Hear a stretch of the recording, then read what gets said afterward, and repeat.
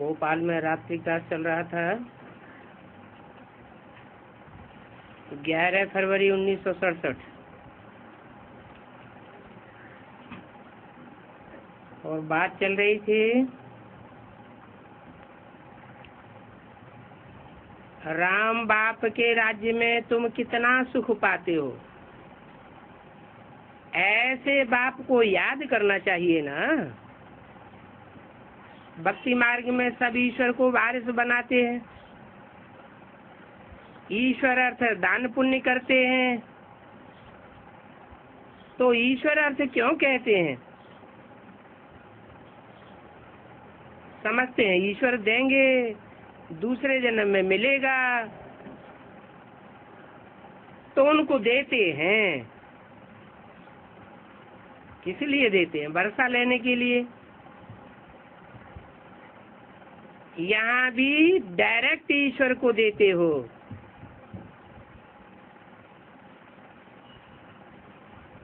वारिस बनाते हैं तो फिर 21 जन्मों के लिए ईश्वर को देते हैं। धर्मात्मा मनुष्य होते हैं तो धर्म करते हैं। ईश्वर अर्थ धर्म करते हैं। वो तो मिलता है एक जन्म के लिए। अभी बच्चे जानते हैं हम जो देंगे तो बाबा 21 जन्मों के लिए देंगे। तो फर्क हो गया ना। परंतु जब ये राज अच्छी तरह बुद्धि में बैठे तब बात है। तुम जानते हो हमने 84 जन्म पूरे किए हैं।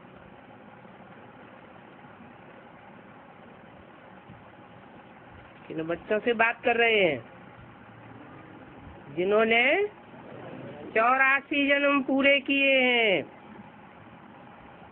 रावण ने तुमको पतित बनाई दिया। फिर बाप पावन बनाने का पुरुषार्थ कराते हैं। दुनिया में तो मनुष्य भगवान को ही नहीं जानते। ये भी नहीं जानते कि मनुष्य सृष्टि कैसे रची। परंतु वो जान कैसे सकते हैं? बाप ही आकर के रचयिता और रचना की आदि मध्यंत की नालिश समझाते हैं, राज बताते हैं। तुम पढ़ते रहते हो।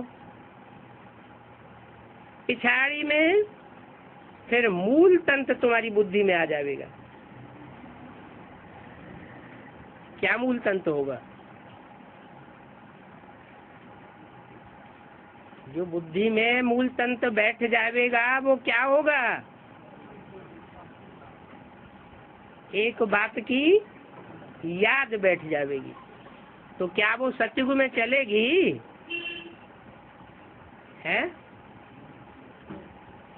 सत्युग में याद नहीं चलेगी, लेकिन वो आत्मिक स्थिति की स्टेज चलेगी। तो 21 जन्मों के लिए तुमको प्रारब्ध मिल जाती है।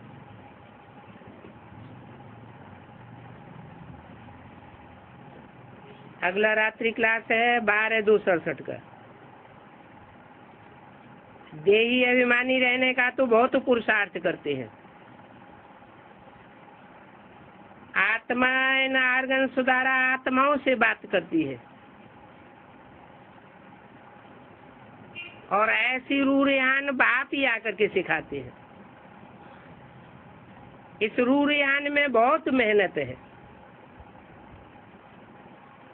तुम बच्चों को ऐसे ऐसे प्रैक्टिस करते रहना है। हम आत्मा ने 84 का पार्ट बजाया है। अब बाबा ने पावन बनने का तीसरा नेत्र दिया। इसको कहा जाता है रूरियान।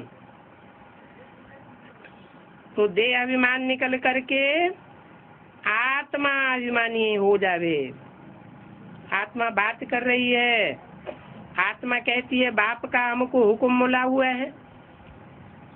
जैसे बाप आत्माओं से बच्चे बच्चे कह करके बात करते हैं, तुम फिर आपस में भाई भाई समझो। औरों को भी समझाओ कि अपन को आत्मा निश्चय कर बाप को याद करो तो विकर्म विनाश होंगे। आत्मा कहती है ये आर्गन्स सब छोड़ने हैं। सतयुग में तो सब आत्माभिमानी होते हैं, यहाँ देह अभिमानी है, इसलिए यहाँ फिर प्रैक्टिस बहुत करनी पड़े। आत्मा का नाम आत्मा ही होता है, वो कब बदलता नहीं है। शिव बाबा को आत्मा फिर परमात्मा कह करके नाम रख देते हैं शिव। अपनी आत्मा का नाम तो आत्मा ही है, शरीर का नाम बदलता रहता है। तो ऐसे ऐसे तुमको विचार सागर मंथन करना होता है। मैं आत्मा इस शरीर से यह पार्ट बजाती हूँ, परंतु ये याद खिसकती रहती है, बार बार देहभान में आ जाते हैं। आत्माभिमानी बनने से पाप नाश हो जाते, और फिर तुम अपन को ईश्वरीय संतान भी समझते हो, तो आयु भी बड़ी हो जाती है। आत्मा कहती है इस शरीर की बहुत संभाल करनी है, क्योंकि इन द्वारा नॉलेज मिलती है। ज्ञान का सागर तुम बन रहे हो, परंतु सागर तो एक ही होता है। तो तुम मास्टर सागर कहला सकते हो।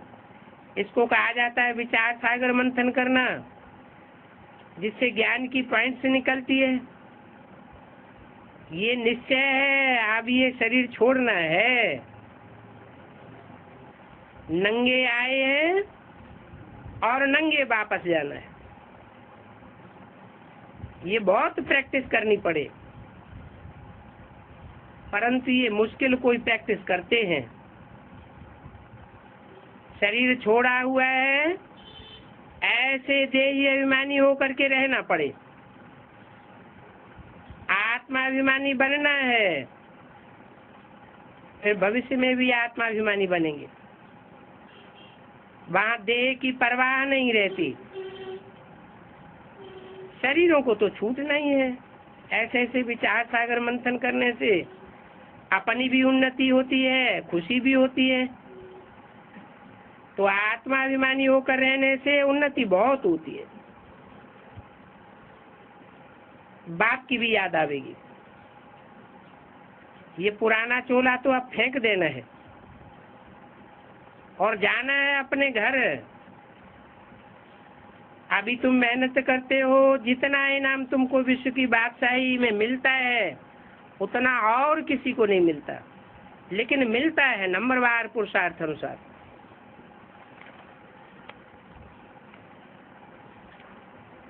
अगला प्रातः क्लास है 13 फरवरी सन 1967। स्टूडेंट्स ने ये समझा है कि हमारा टीचर आया हुआ है।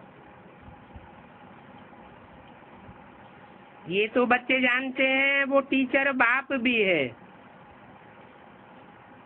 जो आया हुआ है। टीचर माने शिक्षक भी है, और साधारण शिक्षक नहीं है, सुप्रीम शिक्षक है। ये बात बच्चों की स्मृति में है, परंतु बच्चों की स्मृति में भी नंबरवार पुरुषार्थ अनुसार है। कायदा कहता है कि जब एक बार जान गए कि ये टीचर है अथवा ये बाप है, गुरु है, तो फिर ये बात भूल नहीं सकते हैं।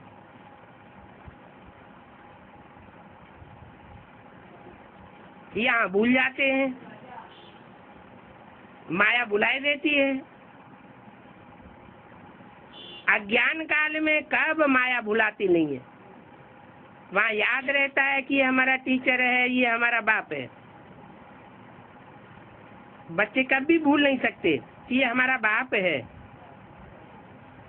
और उनका ये ऑक्यूपेशन है। बच्चों को तो खुशी रहती है कि हम बाप के धन का मालिक बनूंगा। बल खुद भी पढ़ते हैं, परंतु बाप की प्रॉपर्टी तो मिलती है ना। यहाँ भी तुम पढ़ते तो हो, बाप की प्रॉपर्टी भी मिलती है, क्योंकि तुम राजयोग सीख रहे हो, बाप द्वारा राजयोग सीखते हो। निश्चय हो जाता है कि मैं बाप का बच्चा हूँ और बाप ही हमको सदगति का रास्ता बता रहे हैं। तो ये बातें भूलनी नहीं चाहिए, परंतु यहाँ माया भुलाए देती है। जो बाप सुनाते हैं वही बच्चों को सुनाना चाहिए, लेकिन होता क्या है, बाप जो सुनाते हैं अगर आत्मिक स्थिति में रहे तो सुनाते रहे, लेकिन माया वायलोरा डाल देती है, देह भान में आ जाते हैं और उसमें अपनी मनमत मिक्स कर देते हैं। ये जो बंदरों को दिखाते हैं, hear no evil, see no evil, talk no evil, तो ये बंदरों की बात नहीं है तो ये मनुष्यों की बात। बाप कहते हैं ये आसुरी बातें मत बोलो, मत सुनो, मत देखो, क्योंकि आसुरी बातें तो बहुत आवेंगी। कौन सी बातें नहीं सुननी है? बाप के लिए तो कहते हैं कि सर्वव्यापी है, हिक्कर बिक्कर में है, परंतु तुम ऐसी बातें बिल्कुल मत सुनो। न सुनेंगे तो बोलेंगे भी नहीं। ये तो बाप का बहुत डिसरिगार्ड करते हैं। क्या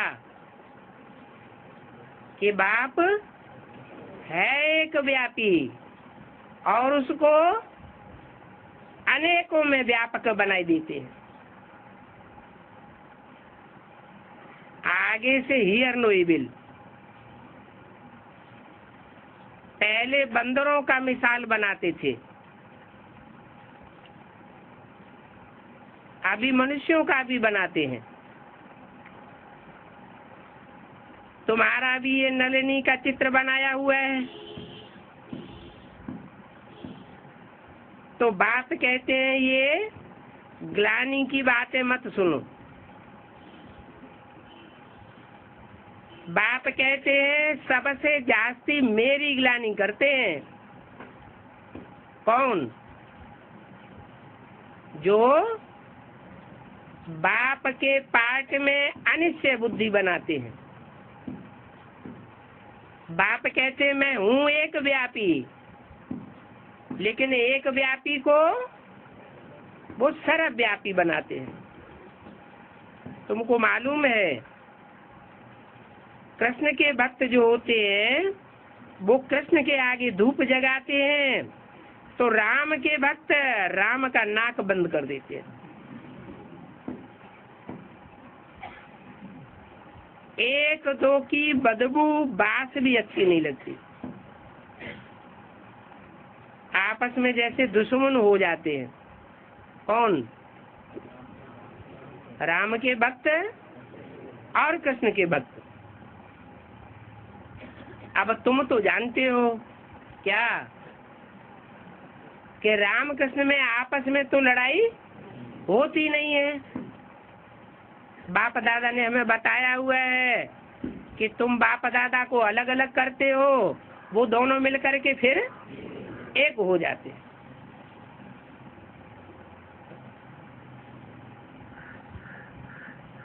अभी तुम तो हो रामवंशी, क्या कृष्णवंशी नहीं हो? क्या हो? तुम हो रामवंशी। किससे बात करते हैं? रामवंशियों से बात करते हैं।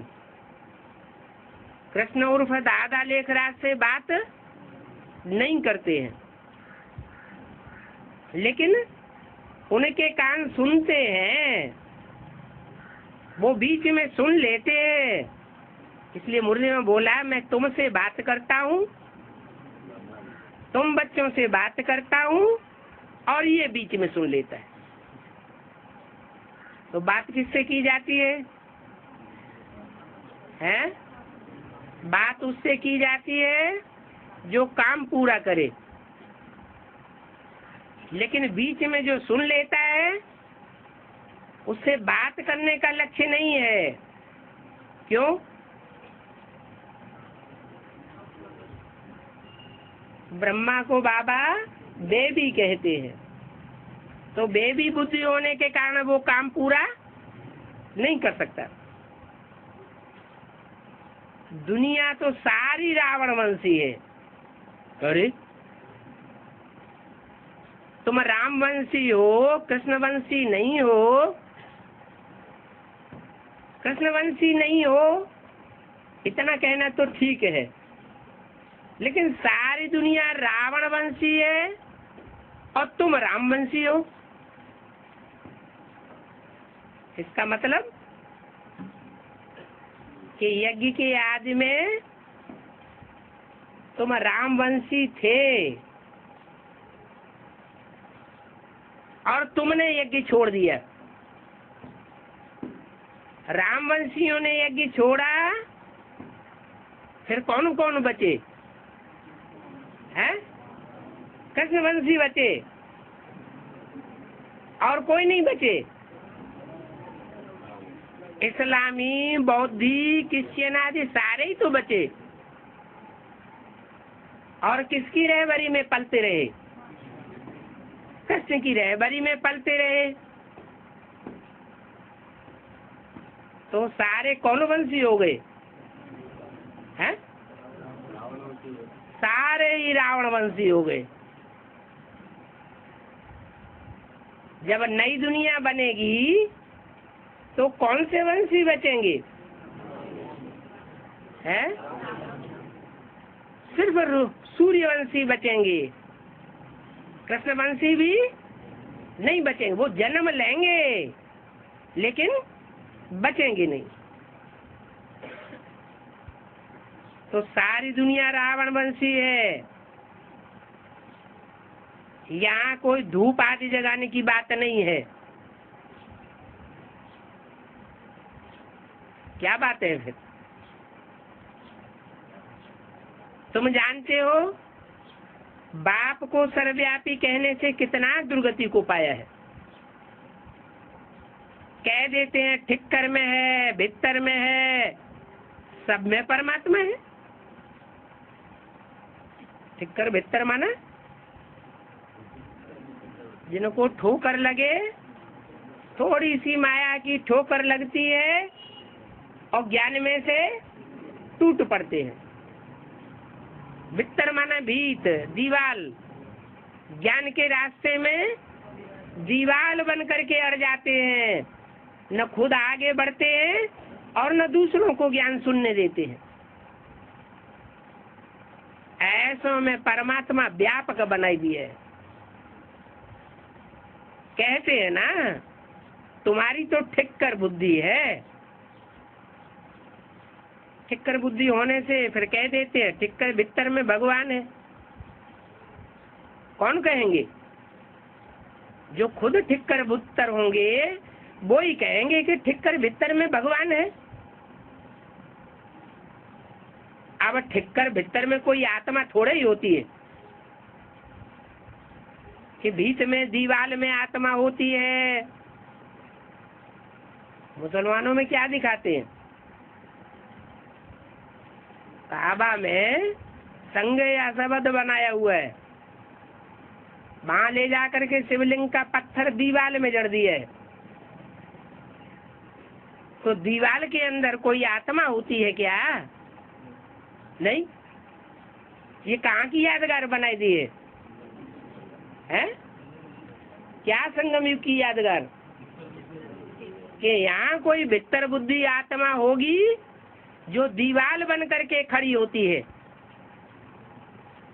अपने सारे फॉलोअर्स को ज्ञान सुनने नहीं देती। वो बुद्धि ठिक्कर बुद्धि कही गई है।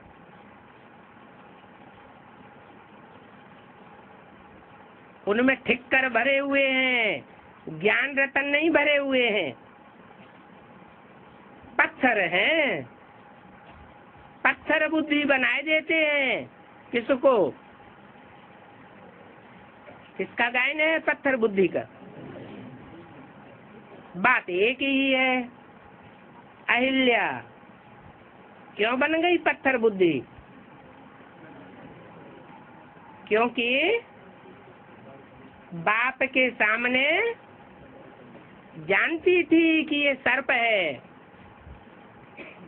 कामी क्रोधी है, फिर भी बाप के सामने मोह के वशीभूत होकर उठा के ले आई, तो पत्थर बुद्धि बन गई। तो अब बाप कहते हैं अभी ये भक्ति मार्ग की बातें मत सुनो। बाप की भी ग्लानि करते हैं तो देवताओं की भी ग्लानि कर दी है। ऐसी बातें तुम ना सुनो, न सुनो और न दूसरों को सुनाओ। ये बातें बेहद का बाप बैठ करके समझाते हैं। बाप को ही याद करना पड़े। बाप कहते हैं मैं जो हूँ और जैसा हूँ मुझे यथार्थ रीति से समझो। मुझे कोई भी नहीं जानते। तुम बच्चों में भी नंबरवार जानते हैं।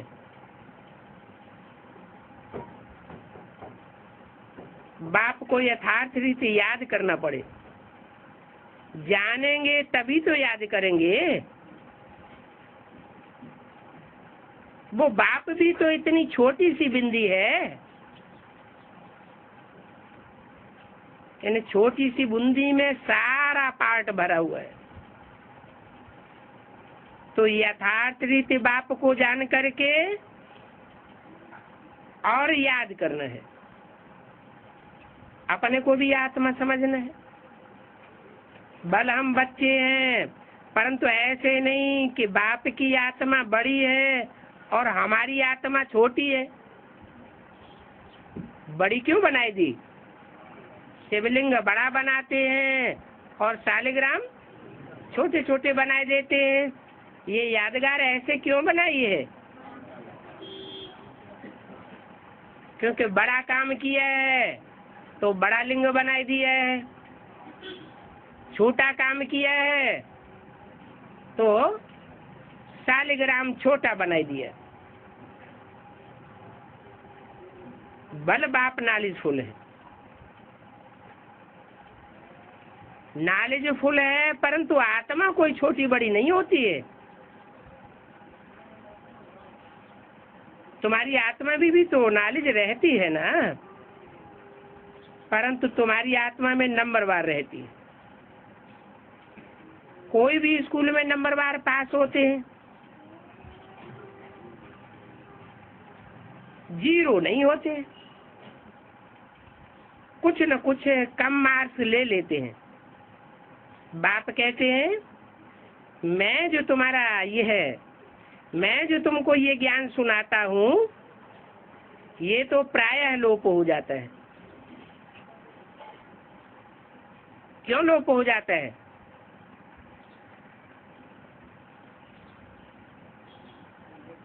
क्या बाप का ही ज्ञान लोप हो जाता है या दूसरे धर्मों का भी ज्ञान लोप हो जाता है? सब का ज्ञान लोप हो जाता है। क्यों लोप हो जाता है?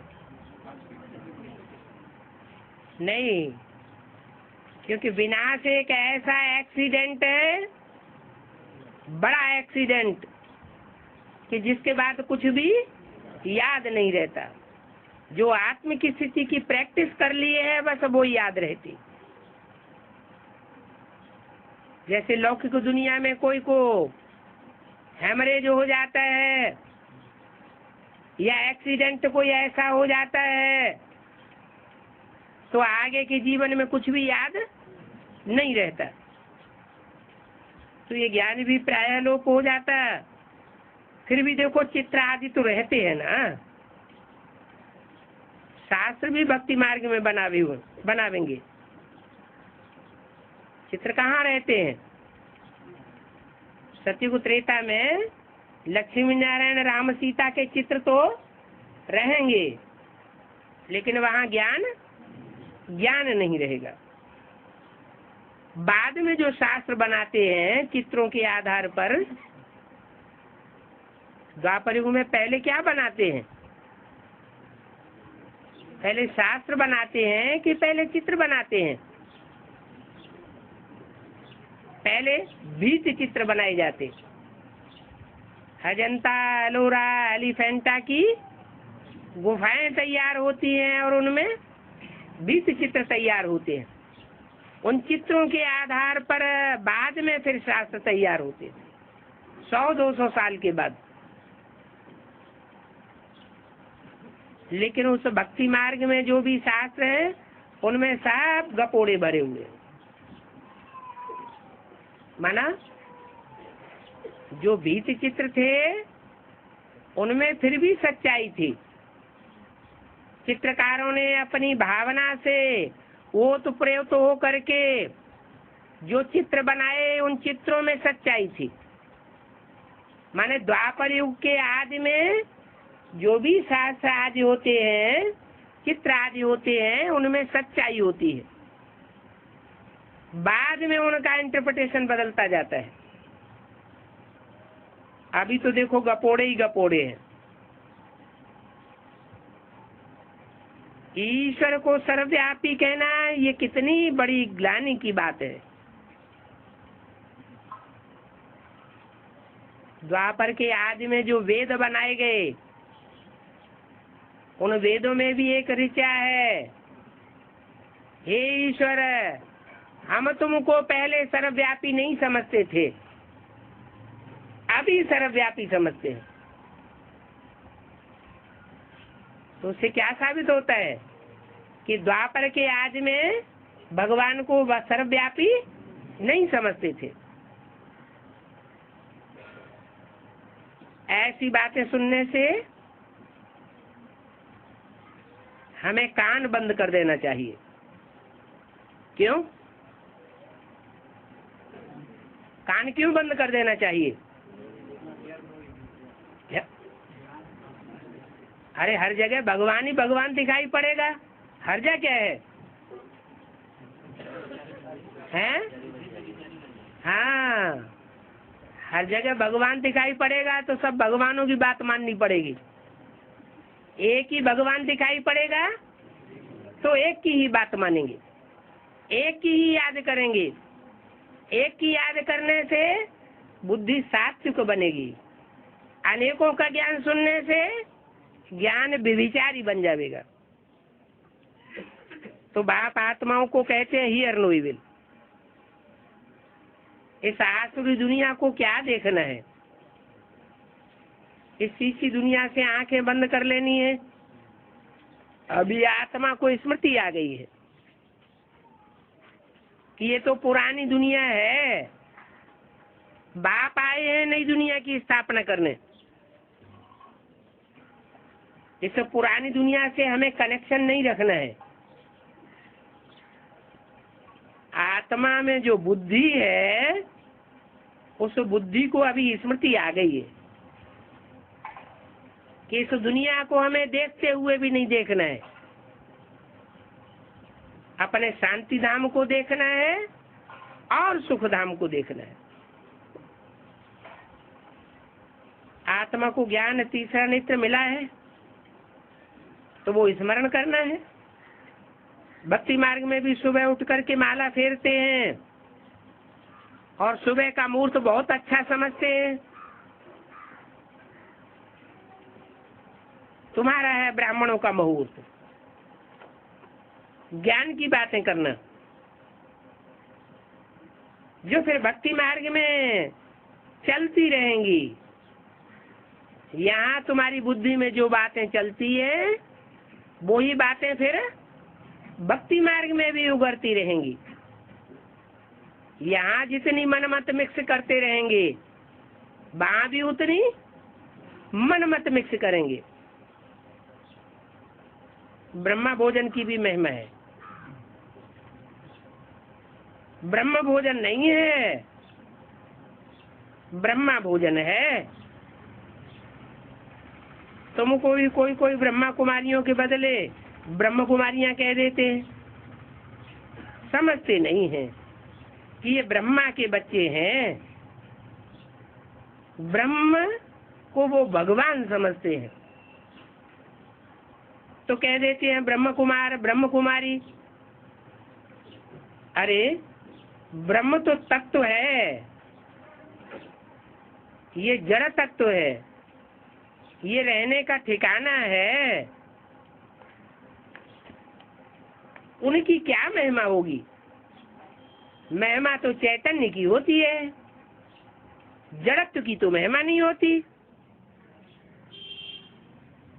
13 फरवरी सन 1967 की वाणी का दूसरा पेज। मनुष्यों की बुद्धि बिल्कुल भ्रष्ट हो गई है। क्यों भ्रष्ट हो गई है? कोई कारण होगा ना। कारण बताया कि उनकी पैदाइश ही भ्रष्टाचार से होती है, इसलिए उनकी बुद्धि भ्रष्ट हो गई है। और तुम्हारी बुद्धि श्रेष्ठ होती जाती है। क्यों? क्योंकि तुम्हारी पैदाइश मुख वंशावली की है। शेष इंद्रियों से तुम्हारी पैदाइश होती है, इसलिए तुम श्रेष्ठाचारी बनते जाते हो।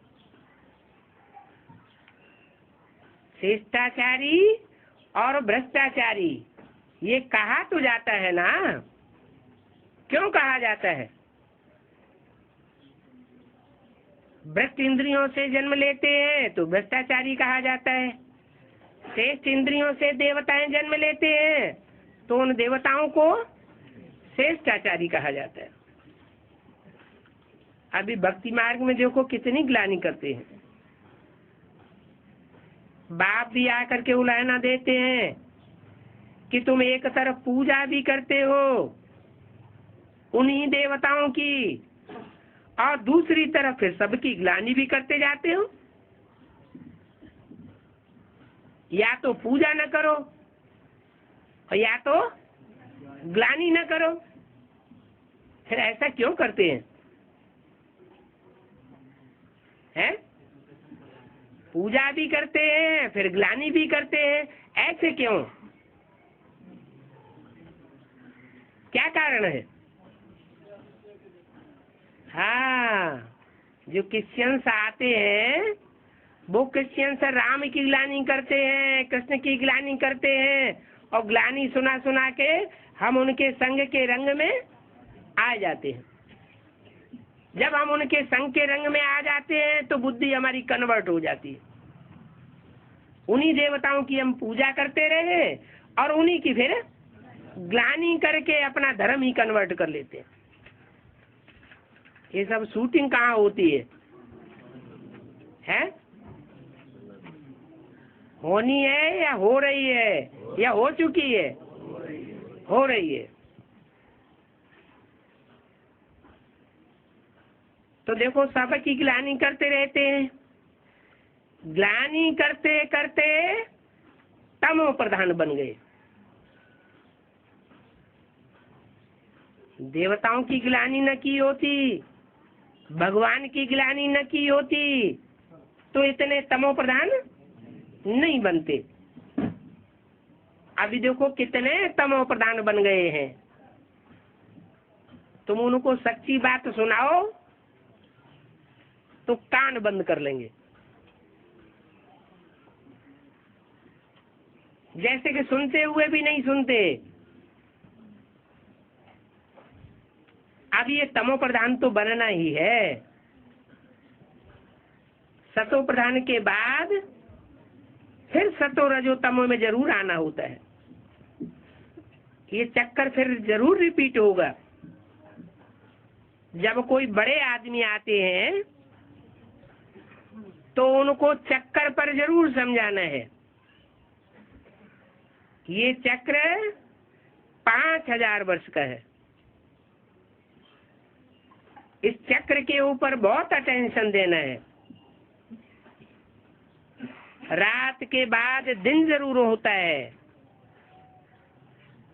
ये हो नहीं सकता कि रात के बाद दिन न हो और दिन के बाद रात न हो। ये है तुम्हारा बेहद का दिन और बेहद की रात।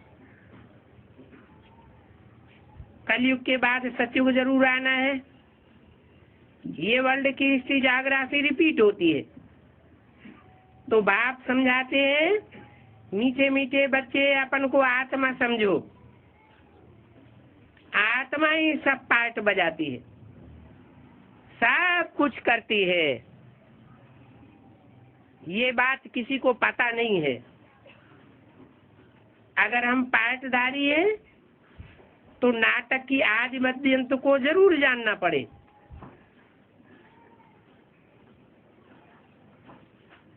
आदि मध्य अंत में हमारा पार्ट क्या है वो भी बुद्धि में बैठ जाएगा।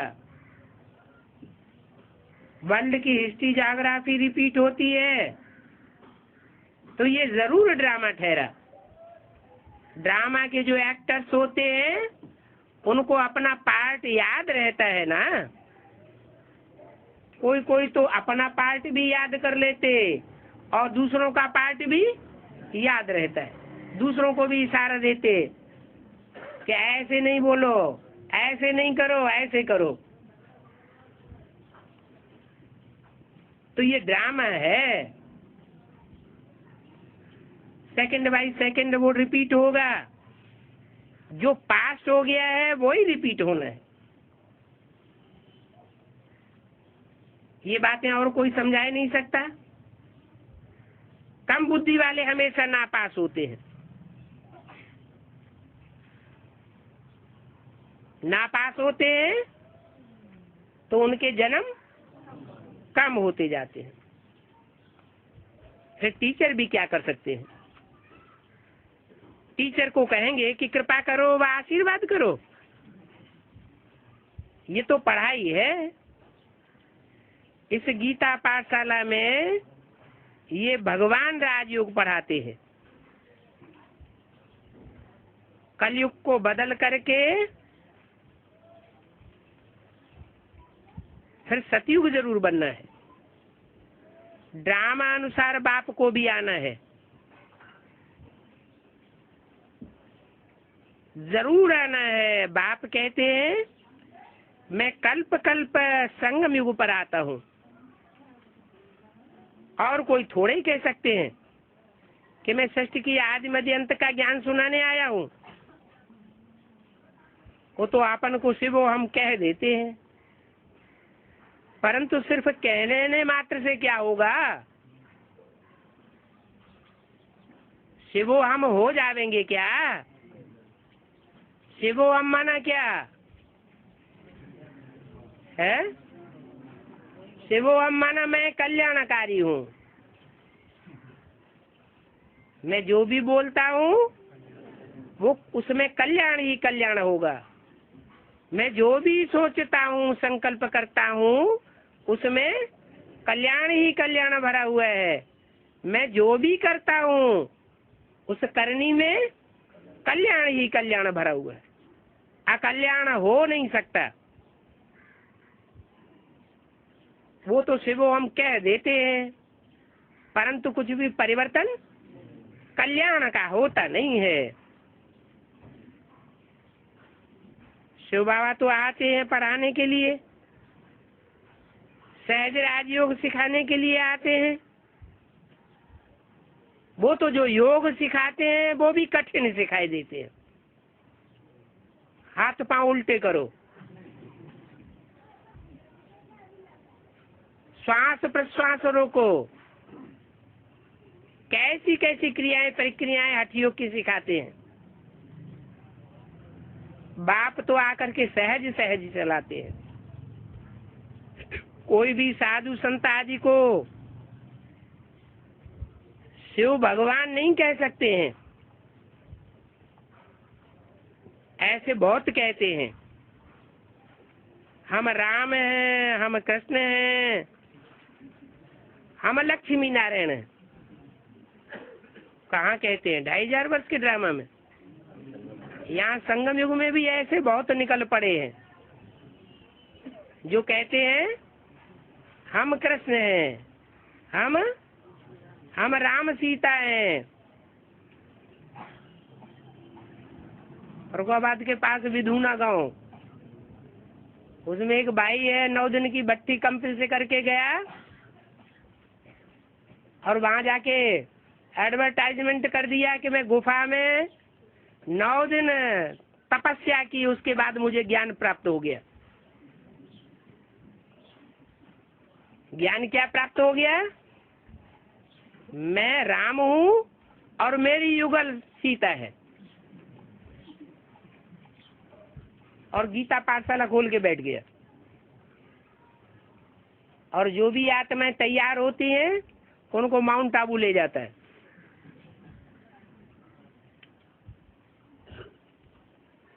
वहां से वो तरपत होकर के आ जाते हैं। ब्रह्मा कुमारियों के मुकाबले उसका संगठन जोरदार चल रहा है। आगरे साइड में बहुत प्रचार हो रहा है। तो बोला ऐसे बहुत हैं जो कहते हैं हम कृष्ण हैं, हम राम सीता हैं, हम लक्ष्मी नारायण हैं। अब कहाँ तो वो श्री कृष्ण सतयुग का प्रिंस है, 16 कला संपूर्ण, और कहाँ ये कलयुगी पतित मनुष्य। इनको ऐसे थोड़े ही कहेंगे इनमें बाप भगवान है। ऐसे ऐसे मनुष्यों के पास कभी जाओ भी नहीं। अगर जाएंगे भी तो जाने मात्र से ही तुम्हारी बुद्धि को खराब कर देंगे। तुम मंदिरों में भी जा करके पूछ सकते हो। ये जो सतयुग में राज्य करते थे वो अभी कहाँ गए? सतयुग के बाद जरूर त्रेता, द्वापर, कलयुग हुआ। सतयुग में सूर्यवंशी राज्य था, फिर चंद्रवंशी राज्य हुआ। ये सारी नॉलेज तुम बच्चों की बुद्धि में। इतने ब्रह्मा कुमार कुमारियां हैं, जरूर प्रजापिता भी होगा। क्या है? ब्रह्मा कुमार कुमारियां हैं। अरे ब्रह्मा कुमार कुमारियां हैं तो ब्रह्मा होगा या प्रजापिता होगा? है? क्यों? ब्रह्मा कुमार हैं तो ब्रह्मा चाहिए या प्रजापिता चाहिए? प्रजापिता कुमार कहे जाए है? इतने बीके हैं दुनिया में, उनकी संख्या कितनी होगी? है? लाखों की तादाद में है। वो सब अपने को क्या कहते हैं? ब्रह्मा कुमार। और मुरली में बोले जाने के बावजूद भी वो प्रजापिता शब्द क्यों नहीं लगाते? ब्रह्मा कुमार क्यों कहते हैं? बाबा को क्यों कहना पड़ता है कि ब्रह्मा कुमार कुमारी से पहले प्रजापिता जरूर लिखना है? हाँ, ये निश्चित है कि ब्रह्मा कुमार कुमारियां हैं। ब्रह्मा का अर्थ नहीं समझते। ब्रह्मा माना बड़ी माँ। अब बड़ी माँ है तो जरा बाप भी तो बड़ा बाप होना चाहिए ना। बिना बड़े बाप के माँ कैसे बन जाएगी? फिर ब्रह्मा द्वारा मनुष्य सृष्टि रचते हैं। फिर माना कब? फिर माना फिर का अर्थ क्या होता है? बाद में, दोबारा। माना पहले प्रजापिता होता है, प्रजापिता के बाद फिर ब्रह्मा होता है। तो ऐसे ही तो हुआ। यज्ञ के आदि में पहले प्रजापिता था, प्रजापिता ज्ञान का बीज बो करके चला गया। बाद में ब्रह्मा द्वारा बच्चे पैदा होते रहे, लेकिन वो ब्रह्मा के बच्चे ये भूले हुए हैं कि हमारा बाप भी कोई था। बाप याद दिलाते हैं कि ब्रह्मा द्वारा मनुष्य सृष्टि रची जाती है, परंतु ब्रह्मा को क्रिएटर नहीं कहेंगे। क्या ब्रह्मा क्रिएशन है या क्रिएटर है? ब्रह्मा भी क्रिएशन है। किसकी क्रिएशन है? प्रजापिता की क्रिएशन। इसका प्रूफ क्या है? कोई कहे कि प्रजापिता को तुम क्रिएटर कहते हो, ब्रह्मा को तुम क्रिएशन कहते हो, तो इसका क्या प्रूफ है? हैं? हाँ, एक तो साक्षात्कारों का रहस्य ब्रह्मा को खुद पता नहीं चला। दूसरा, मुरली में ही बोला ऐसे ऐसे बच्चे थे जो मम्मा बाबा को ड्रिल सिखाते थे, टीचर बन करके बैठते थे। हम समझते थे ये तो बहुत अच्छा नंबर माला में आवेंगे, उनके डायरेक्शन पर हम चलते थे। कौन चलते थे? मम्मा बाबा भी चलते थे। फिर ये भी बोला है इन ब्रह्मा सरस्वती को मम्मा बाबा नहीं कहेंगे, माना उनका भी कोई मम्मा बाबा यज्ञ के आदि में था। तो ब्रह्मा को क्रिएटर नहीं कहा जाता, वो क्रिएटर तो गॉड फादर है। वो गॉड फादर कैसे रचते हैं? वो तो बाप सन्मुख ही बैठ करके समझाते हैं कि कैसे रचते हैं। ये साथ साथ तो बाद में बनते हैं, शास्त्रों से नहीं समझाया जाता। जो भी धर्म के शास्त्र हुए हैं वो सब बाद में बने। कैसे बने? पहले धर्म पिता ने आकर के सन्मुख सुनाया, उस समय शास्त्र नहीं बने। बाद में जब जनसंख्या बहुत बढ़ जाती है तो उनमें प्रचार करने के लिए शास्त्र बनाए जाते हैं। जैसे कुरान बनी, गुरु ग्रंथ साहब बना, बाइबल बनी, धम्मपद बना, ये सब बाद में बने। ऐसे ही परमात्मा बाप जब आते हैं, आज सनातन देवता धर्म की स्थापना करते हैं, तो सन्मुख आकर के सुनाते हैं। जो सन्मुख सुनते हैं उन्हीं की बुद्धि में बैठता है, और जो सन्मुख नहीं सुनते हैं उनकी बुद्धि में बैठता नहीं है। क्यों नहीं बैठता है? नहीं, चलो सन्मुख नहीं आए, पीछे से पढ़ लिया, बाद में पढ़ लिया।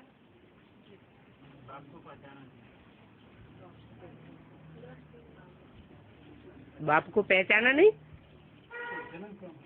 है? हाँ, जिनके 84 जन्म होते ही नहीं है, जिनके 84 जन्म होते हैं वो ही वास्तव में सन्मुख आकर के सुनते हैं। जिनके 84 जन्म होने नहीं है वो सन्मुख आकर के सुनते भी नहीं है, समझते भी नहीं है। तो ये साथ साथ सब बाद में बनते हैं। क्राइस्ट ने जैसे समझाया, उनका बाद में बाइबल बन गया। बाद में बैठ करके गायन करते हैं। अब क्राइस्ट का क्या गायन करेंगे? वो कोई गुरु मैसेंजर नहीं है। गति सदगति कोई 5-7 की नहीं होती है।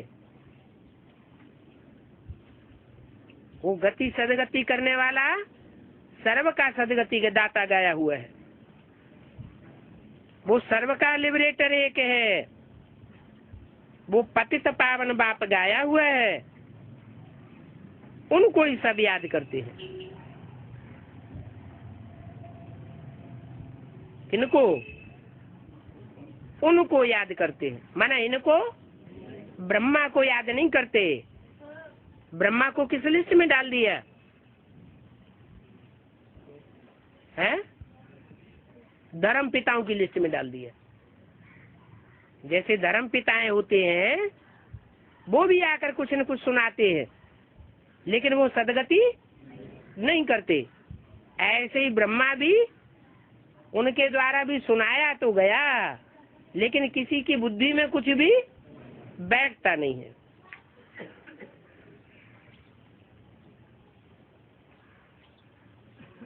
उन गॉड फादर को याद करते हैं, ये गॉड फादर रहम करो। ऐसे नहीं कहेंगे कि हे क्राइस्ट रहम करो,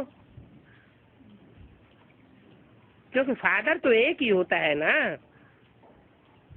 ये है सारे वर्ल्ड का फादर।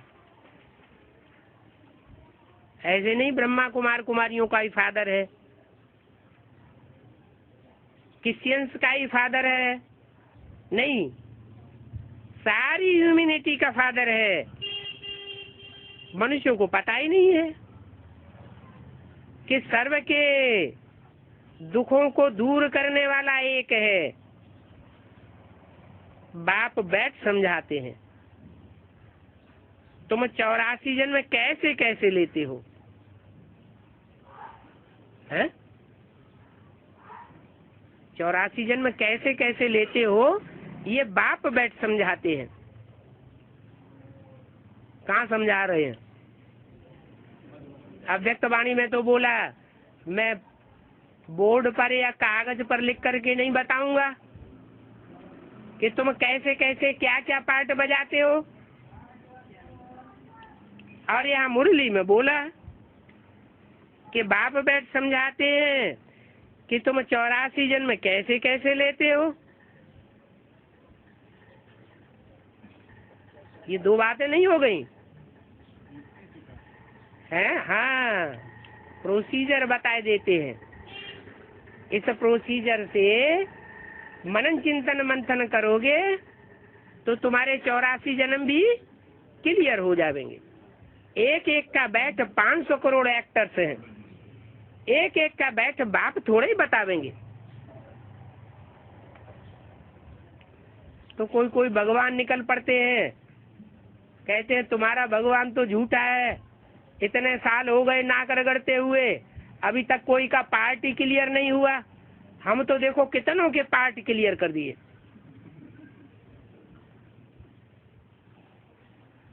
नशा ही चढ़ जाता है। कोई समझते हैं हम कावेरी हैं, कोई समझते हैं हम गंगा हैं, कोई का क्या पार्ट, कोई का क्या पार्ट डिक्लेयर करते रहते हैं।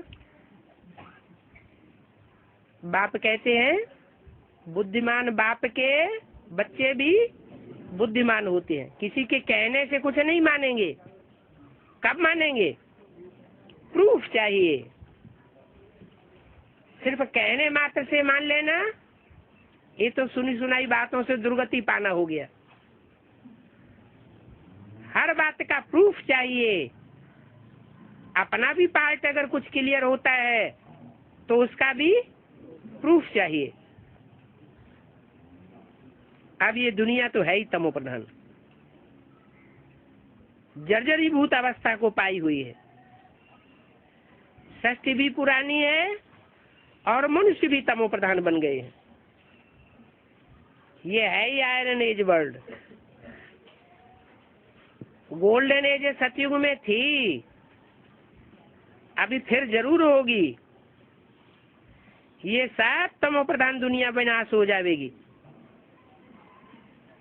वर्ल्ड वार लग जाएगी।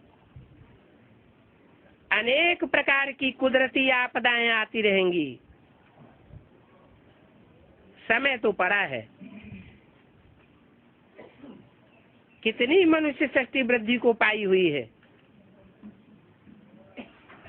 आगे चल करके निश्चय करेंगे।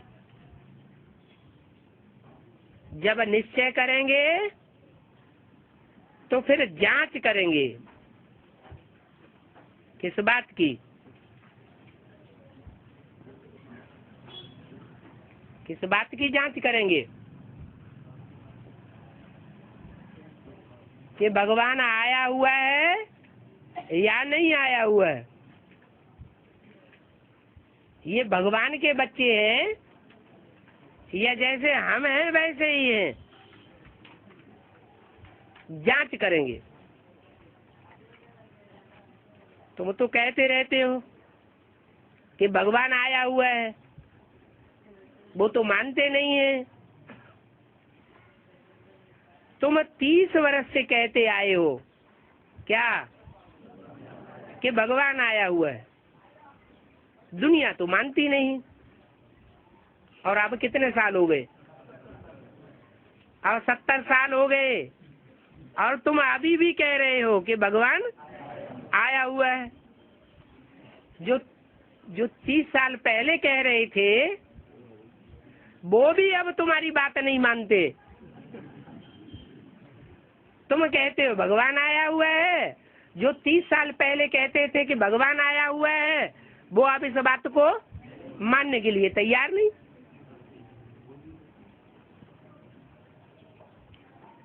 तुम चैलेंज करते हो क्या कि भगवान आया हुआ है। ब्रह्मा द्वारा एक आदि सनातन देवी देवता धर्म की स्थापना अभी प्रैक्टिकल में हो रही है। तुम शोर तो बहुत मचाते हो,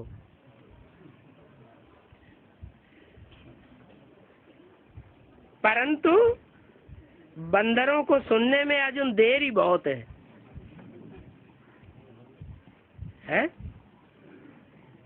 शोर मचाते हो, बंदरों को सुनने में देरी बहुत है। तो दुनिया वाले बंदर हो गए और हम मनुष्य हो गए।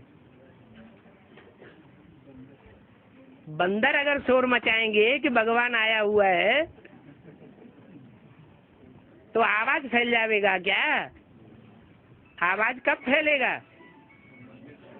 जब मंदिर लायक बनेंगे। लेकिन करते क्या है? भगवान के चित्र छपाए देते हैं कि ये देखो भगवान आया हुआ है। ऊंच से ऊंच भगवान ये है, न ब्रह्मा भगवान है न विष्णु भगवान है। ऊंच से ऊंच जो तबक्के में बैठा हुआ है वो देखो ये चित्र, ये भगवान है। तो ये ढोल पीटने से लोगों को समझ में आ जाएगा कि भगवान आया हुआ है। ऐसे तो दुनिया में ढेर सारे गुरु हुए हैं जिनके चित्र छपते ही रहते हैं और जो घोषणा करते ही रहते हैं से वो हम। तो दुनिया की बुद्धि में बैठ जाता है क्या? तो तुम इतना शोर मचाते हो, परंतु बंदरों को सुनने में अजून बहुत देरी है। किसके ऊपर टांट मारा है? जो शोर मचाते रहते हैं उनको ही जाके टांट लग रहा है। शोर मचाने से आवाज नहीं फैलेगा। कब फैलेगा? है जब हम बंदर से खुद मंदिर लायक बनेंगे तो आवाज करने की दरकार नहीं रहेगी। ड्रामानुसार सब कुछ होता रहेगा। दैवी गुण भी धारण करने हैं। कब होता रहेगा? जब दैवी गुण धारण करेंगे तो ड्रामा अनुसार सब कुछ होता रहेगा। तुम जानते हो पहले हमारे में कोई गुण नहीं था। नंबर 1 अब गुण है काम विकार। कितना खराब कर देता है। माया की कुश्ती चलती है ना, न चाहते हुए भी माया का तूफान कितना गिरा देता है। न चाहते हुए भी। जब चाहते नहीं है तो कैसे हो जाता है? गले से पकड़ करके झट गटर में गिराए करके काला मुंह कर देता है। तो आयरन एज तो है ना, काला मुंह कहा जाता है ना, ऐसे नहीं कहा जाता है सांवरा मुंह। कृष्ण के लिए दिखाते हैं कि सर्प ने डसा तो सांवरा हो गया। अरे सर्प तो काम क्रोध को ही कहा जाता है,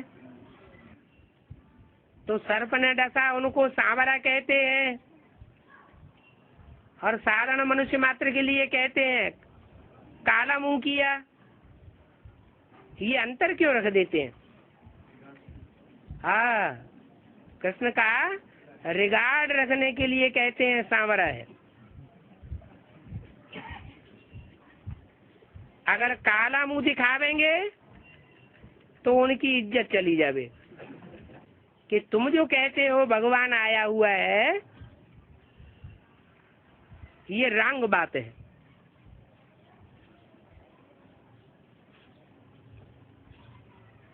क्योंकि काले शरीर में भगवान खुद आते हैं,